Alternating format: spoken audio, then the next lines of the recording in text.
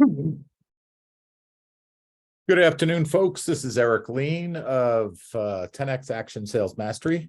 And today we are going over Real Estate 101, back to the basics. I'm going to take these off. I see there's a reflection going on, so I'll put them on as necessary. But anyway, so today we're going to go over some basics. I know this could be a great class for new agents and for agents who have kind of lost their way a little bit and aren't all that active.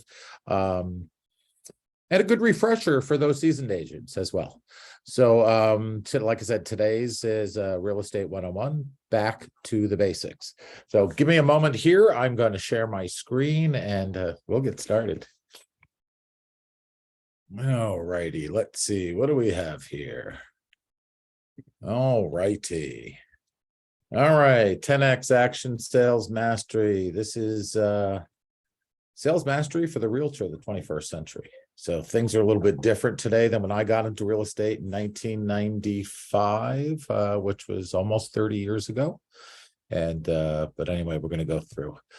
So again, here we are, Real Estate 101, back to the basics. We're going to establish what it takes to start your business, to build your business, and to grow your business. So, all righty.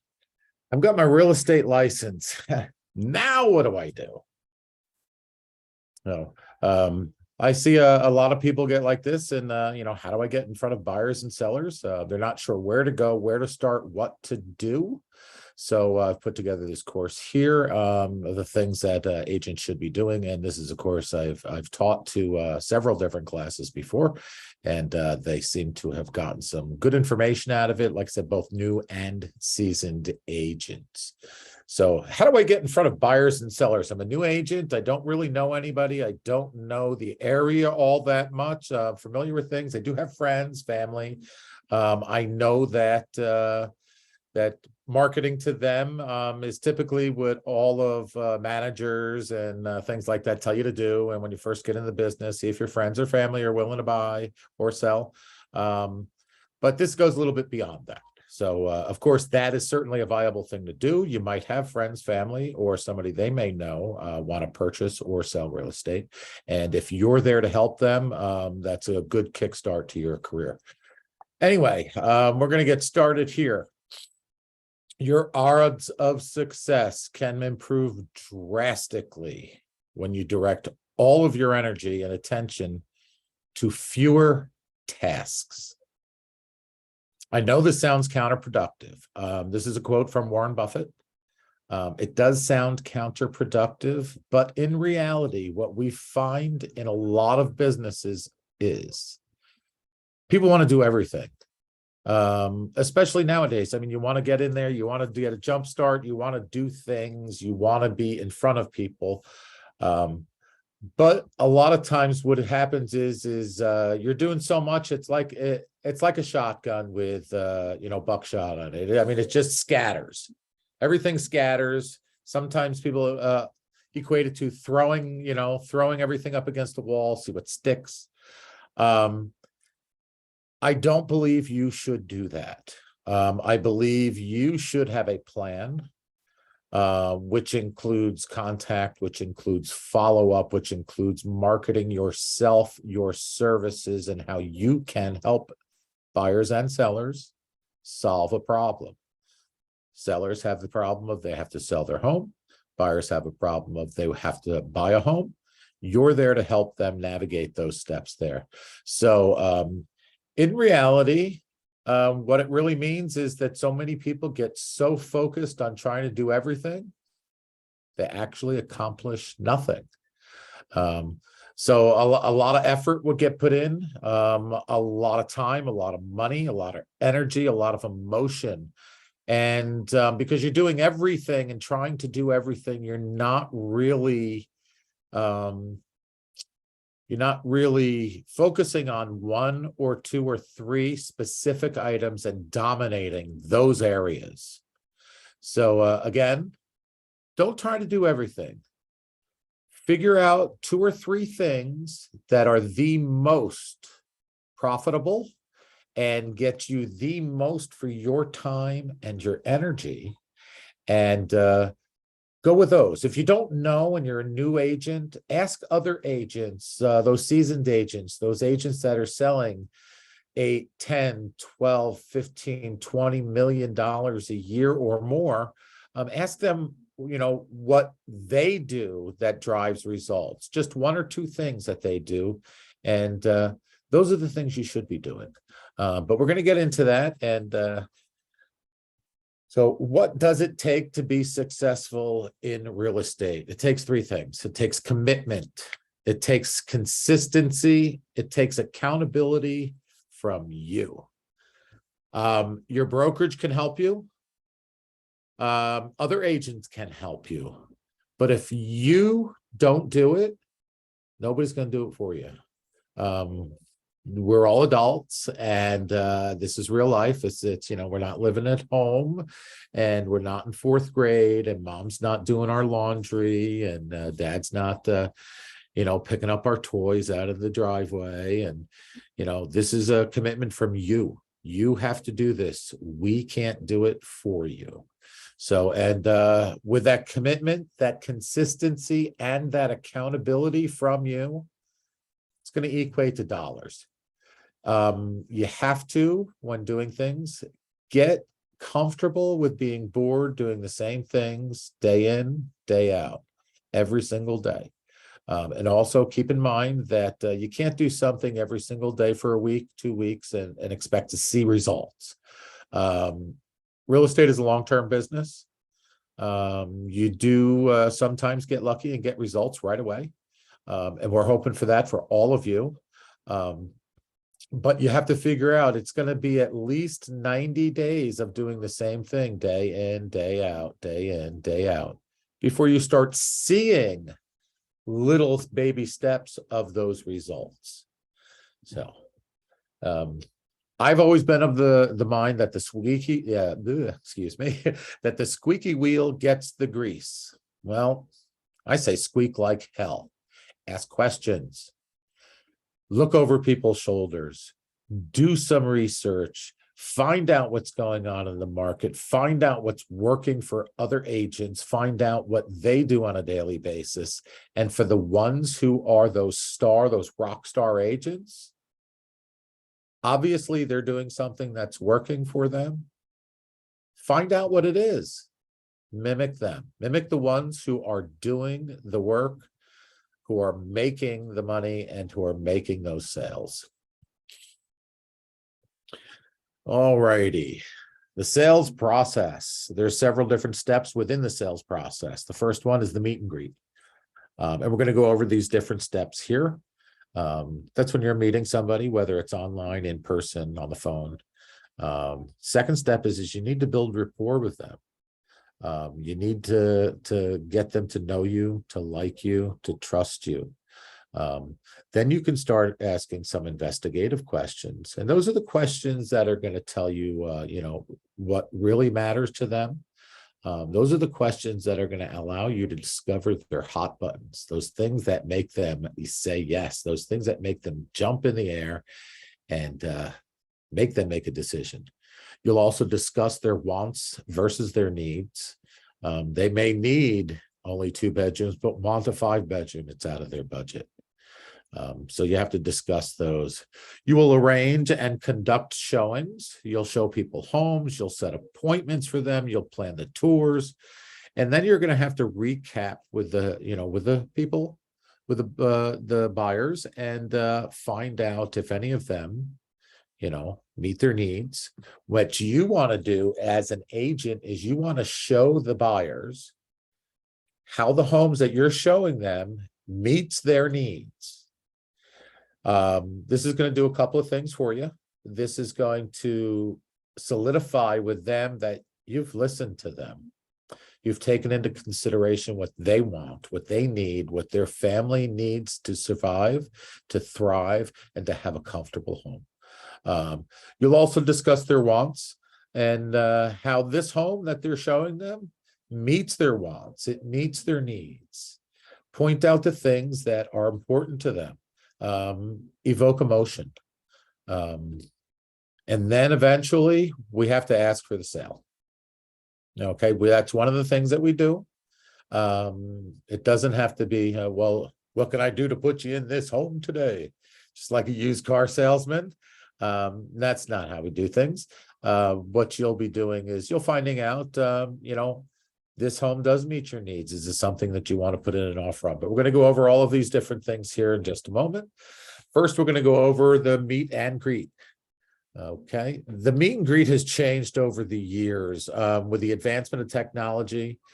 Traditionally, people met face to face, and then people began to connect by phone. And then as email became popular, by email, everybody wanted to do everything by email, so they didn't have to talk to you. And then it got even shorter. Text came along, and text was the big thing because you could get a text, you could read a text, you can ignore the text, you can send a text in 2 seconds. And then things became a little bit interesting. People started doing video calls. At some point, there was FaceTime with the iPhones, and that became a new thing. So people would do video calls. And nowadays, people, they meet through Zoom. They have Zoom classes like we're doing today. They meet and have consultations, buyer consultations, seller consultations on Zoom.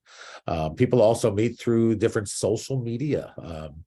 They meet and they converse through Facebook and Instagram and Twitter and on and on and on.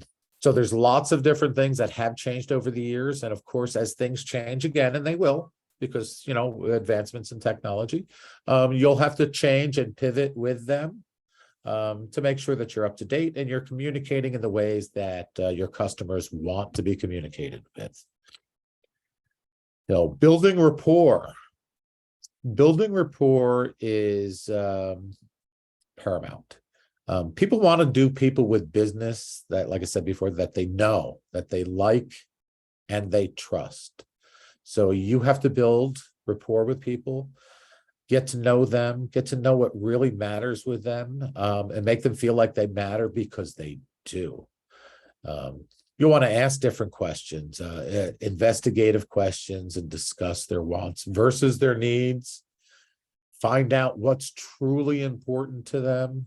Some people are like, I have to have a front porch. Grandma had a front porch. We love sitting on her front porch. The memories that I have, that's a must-have, a deal killer. So you'll find out what their hot buttons are. Maybe it's the fireplace. Maybe it looks just like the one that was in that old cabin you used to have, when you were a kid. Maybe it's the area. Who knows? There's lots of different things that can be people's hot buttons. What makes people tick, what makes them move forward, what gets them excited. And those are the things that you want to find out. So you're better prepared to serve them, to find out what they want, to find them what they want in the time frame that they want. So once you know their hot buttons, you'll be able to, better prepared to point out those features in the homes and the advantages of those features and the benefits of having the homes, having those in the homes and the homes that you're showing them, and how those homes that you are showing meet their needs, meet their wants. And again, you're listening to them. If they know you're listening, then they know you care. So listen to them. Remind them of things that they say they wanted. Oh, this has the front porch, just like you said at grandma's house, you had to have that. Remind them of that. That's going to bring those emotions up. That's also going to build rapport with them. It's going to let them know that you care, let them know that you're listening and you're trying to fulfill those needs and you're looking out for them. You're going to arrange showings. You're going to go on to the MLS. You're going to find some homes, and a home is generally the largest purchase people make in their lives. So you need to treat it as such. You'll be scheduling appointments, and I would suggest schedule your appointments on what's best for the buyer. That way, again, you're showing that you're trying to meet their needs, work with them. Follow up when you say you will. If you tell them, I'm going to give you a call tomorrow at 10 o'clock, Call them tomorrow at 10 o'clock. Don't make promises you can't keep. If you fail at the simple things like arranging a showing, you fail at follow-up, you fail at promises, how are you going to expect them to trust you with an exclusive buyer's agreement? That's one of the things that you do want, because buyers will go from one agent to the next agent to the next agent. They're looking for people who are going to be there to help them right away. If they call you on the phone and you don't answer in a few minutes, 5 minutes, 10 minutes, call them back real quick. They may be wanting to look at a home, and if they want to look at that home, they're not going to wait for you. They're going to call another agent. They're going to call somebody else to show them that home, because reality is it's about them, not about you. So what you do want to make sure is that, you build their trust, you give them your loyalty, and hopefully they'll show you their loyalty as well and sign that exclusive buyer's agreement, signing to work exclusively with you and no other agents. And there are some benefits to doing that, for having an exclusive buyer's agent, and we can discuss those. If we have time at the end of this class, we'll do that. If not, we'll make sure that's in another class coming up. Excuse me. You're going to conduct showings. You're going to make a list of homes, and you're going to find them, and you're going to conduct the showings for them.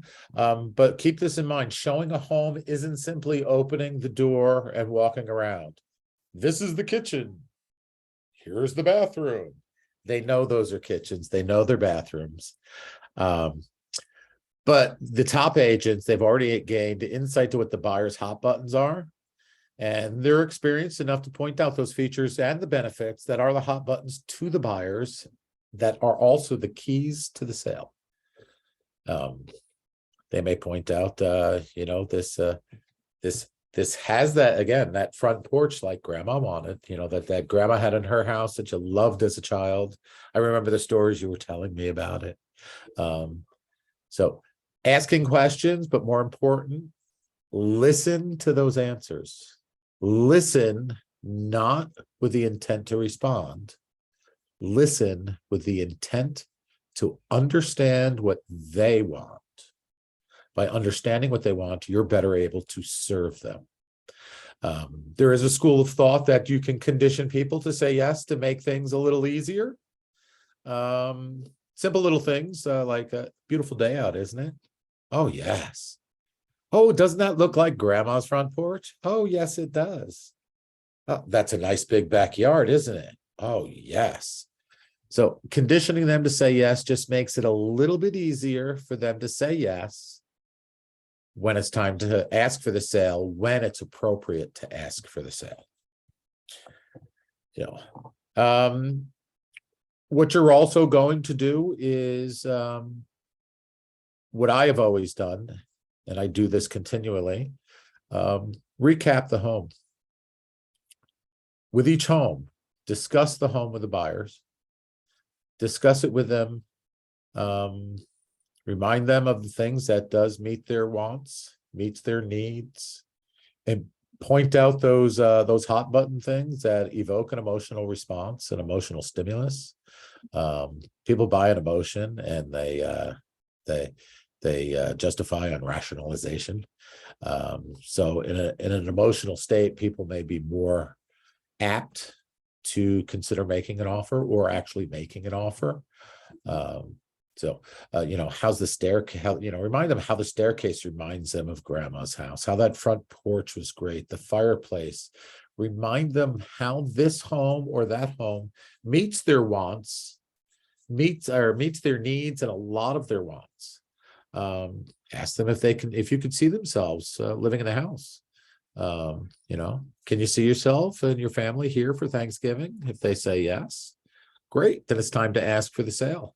And asking for the sale may be something simple as, can you see yourselves, Mr. and Mrs. Buyer, can you see yourselves living in this home, maybe having your Thanksgiving dinner and celebrating birthdays and things like that? Yeah, you know what, Eric? I could really see myself in this place. Well, let me ask you this, Mr. Buyer. Is this something that you want to consider making an offer on? We can discuss the pros, we can discuss the cons, put some figures together, do a little bit of research, find out what the home's true value is, and present an offer that we think is fair, and we'll help you win the deal. If they say yes, great. Go talk about it. Go out to lunch, go sit someplace, have a coffee. If you're close to the office, go back to the office, write up a deal, show them what it looks like, and present the deal.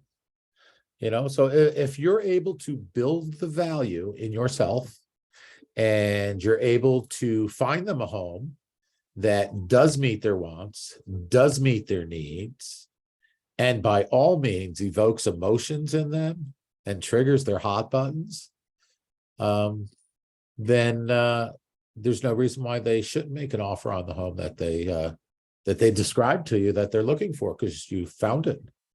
So, all righty, we've got a few more minutes left. And one of the things that agents don't do, they don't ask for the sale. I've been in sales since 1995. I've been selling homes. I've been selling properties. I've been selling automobiles. I've been selling luxury automobiles. Now I'm back to selling homes again as an exclusive seller's agent. But at some point, you have to ask the buyers. You have to ask them for the sale. And like I said, it's, it goes a little bit like this. So, well, Mr. and Mrs. Buyer, you seem to like this home. It has the right amount of bedrooms and baths, the finished basement you wanted, and the master suite has an ensuite bath with a huge walk-in closet that'll fit everything, plus more. It's got that big front porch that you said you must have. It's got that separate 3-car garage and the pool out back with a tiny pool house. So it meets all of your must-haves and most of your wants too. It looks like we found the perfect home for you. Are you interested in making an offer?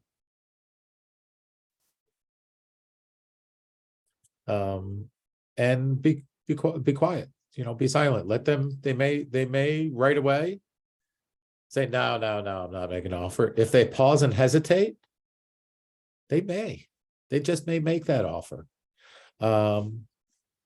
They might hesitate a little bit if whatever they say on that. If they say yeah, well, maybe I'm kind of considering, I'm not sure, then ask them, well, why don't we do this? Why don't we sit down and see what an offer looks like?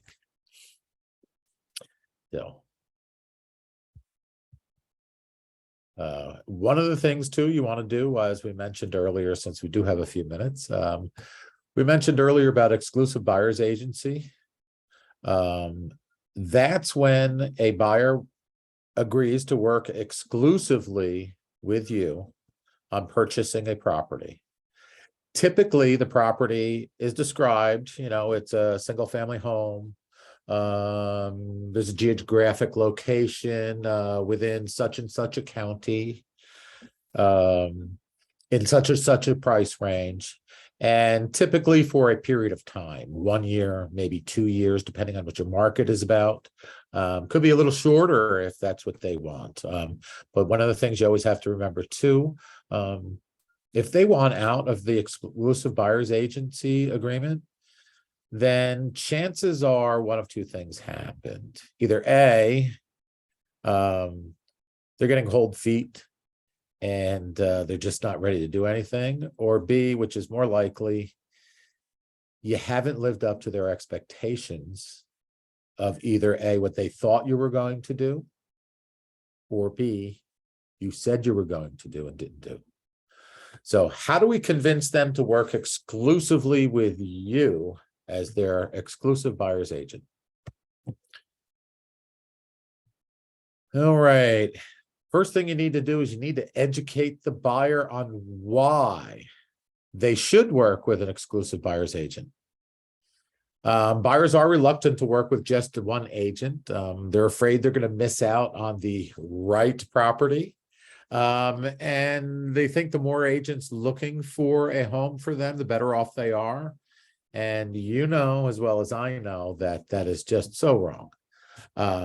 So it's your job to educate the buyers on the benefits with working with an exclusive buyer's agent, just one agent, even if it is not you. So, and you're probably asking, well, you know what? Some people are asking, well, what are these benefits? The benefits of an exclusive buyer's agent. One, there's no confusion on the agent's name, what the website you were on, the agency you were working for, who sent the text, who sent the email, where that property came from, a whole litany of things. How many times have you spoken to somebody that you've been working with and they're like, and where are you from again? Oh, okay. Yeah. Well, they're working with other agents. Don't be fooled. They are not loyal to you and they are working with another agent. So again, one of the things is there's no confusion on who it is, who you're working with, what website, what agency, who sent the email, who sent the text. The buyer gets the agent's loyalty. When you're working exclusively as an exclusive buyer's agent, that buyer should be a priority of yours. Those should be your A clients. Those should be the ones that are ready to do something that you focus on, because if you don't, they're going to have a reason to decide they don't want to work with you anymore. The buyer gets your accountability, your attention, and your prioritized time. Another benefit, working with an exclusive buyer's agent, it saves time. How many times have you taken a buyer out to go see a piece of property? You pulled up, you get out of your car, they roll down their window. Oh, saw this yesterday. You get emails and say, yeah, you keep emailing me stuff that I've already seen. And, you just sent it to them. So, they're working with another agent. So, those are things that you can let them know that, is a benefit to working with you as your exclusive buyer's agent. And then also too, how many times have, you've been told, yeah, I was seeing a house with this other guy and I wanted to make an offer, or I wanted to see another house, and they just never call me back. When you're working with somebody as their exclusive buyer's agent, you give them your attention, you give them your prioritized time, and you call them back. What I do, my clients, who are my sellers, they get a phone call minimum once a week, just to let them know what's coming up for the weekend. If there's no showings for the weekend, I let them know that. Let them know to be prepared just in case there are some short-term or some short notice showings, because that happens. And then when there are showings, they get a phone call on Monday evening, after I've had my time to follow up with the agents and with their buyers who have seen my listings. And I make sure to give them a full report. So you're getting a phone call at least every week on, actually it's Thursday before the weekend, Friday, Saturday, Sunday. And if you have had showings on the weekend, you're getting a phone call on Monday. If you have a showing during the week, I'm going to follow up with you on that Thursday. We'll discuss, that's who I follow up. I follow up on, like I said, Thursdays and Mondays are my two follow-up times from 5 to 6 o'clock for my sellers. That's my designated time. Those are my non-negotiables. So time has a value to it. And one of the things, if you can show that you are able to save your buyer time, not wasting their time, showing them properties, sending them properties, having them wait for your phone call, then you become more valuable to them. Keep in mind, one of the things is people can always make more money. You can't make any more time. You've got what you got, and that's it. So one of the things that, you can say to buyers when they say no, about signing that exclusive buyer's contract. This is A script that I've used when I was selling, when I was working with buyers, and it's the feel, felt, found. So when a buyer says, no, I don't want to sign this agreement, this is what you say to them is, Mr. and Mrs. Buyer, I completely understand how you feel. In fact, a lot of my buyers have felt the same way. But once I explain the advantages and the benefits of having an exclusive buyer's agent work for their best interest, they found out that there was no more confusion on to who their agent was and what website they were on, because they were getting, from the agent's website, what property it was, because you're not getting bombarded by different emails from different agents.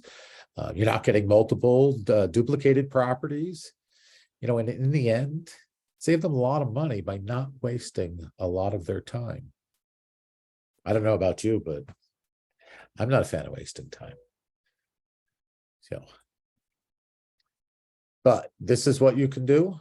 You should always give them the out. This takes the pressure off of them. Because of course, we're never pushy salespeople. We're not pushy salespeople. We are looked upon as salespeople, but we want to be seen as the problem solver.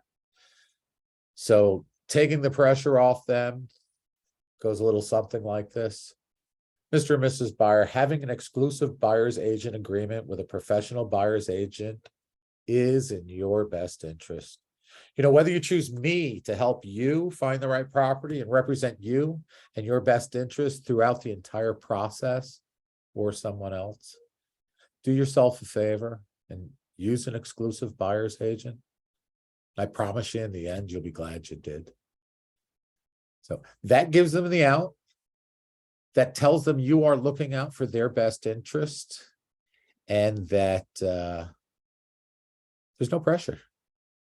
You're giving them information. You're educating them. You're telling them why they should use an exclusive buyer's agent. You're telling the benefits of using that exclusive buyer's agent. You're educating them, and you are helping and serving them. And that's what it's all about. It's about serving your clients, not selling. Anyway, that's the end of the Zoom class for today. I do appreciate everyone who has showed up. It was a pleasure. And what we'll do is we will see you next Thursday at eyebrows a little bushy here. We'll see you next Thursday. And what we're going to do is we're going to go over building meaningful rapport with buyers and sellers. So until then, thank you. Appreciate your time. Eric Lean, 10xactionsales.com. Feel free to visit the website. If you have any questions, feel free to email me at eric@10xactionsales.com, and feel free to reach out. Thanks, guys. Take care and have an awesome week. Sell it all.